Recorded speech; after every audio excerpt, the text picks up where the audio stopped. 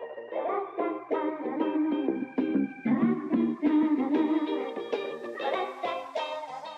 guys, and welcome to my channel. Today I'm going to show you how to make delicious vegan, gluten-free, no-bake chia pudding cake. Lately I am super into making vegan cakes, but the good thing is that all of them are healthy, or at least healthier, so no one's getting fat. But okay, let's get started, and we will be starting with the base. To make it you are going to need 200 grams of dried plums and 160 grams of almond flour. Place both ingredients in the food processor and process for about 3 to 5 minutes until mixture is well combined and sticky.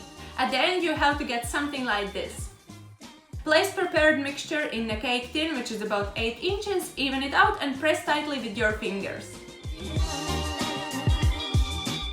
But now let's continue with the filling. To make it you are going to need 250 grams of plant-based milk, 6 tablespoons of chia seeds, 500 grams of vegan yogurt, 300 grams of blackberries or any other berries you wish to use, 100 milliliters of maple syrup, and 3 teaspoons of agar powder.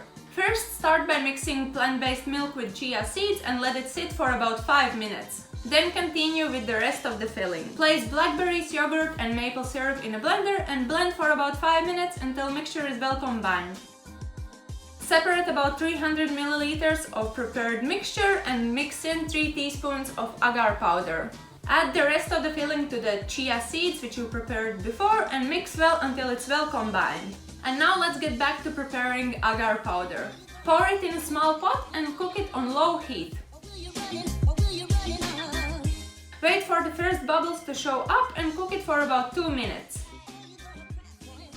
Let it cool down for about 30 seconds and mix it together with the rest of the filling.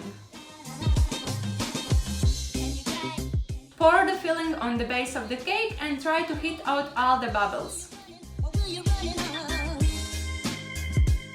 Place the cake in the fridge for about 2 hours until it firms up. Take it out of the cake tin and decorate with berries of your choice. I used blackberries. Cut it in slices and you are ready to go. And here's our delicious and easy to make vegan chia pudding cake. I really hope you like this recipe and you're going to try it out. You can find all the details below this video. Please click like, and if you haven't, subscribe to my channel, and see you later. Bye!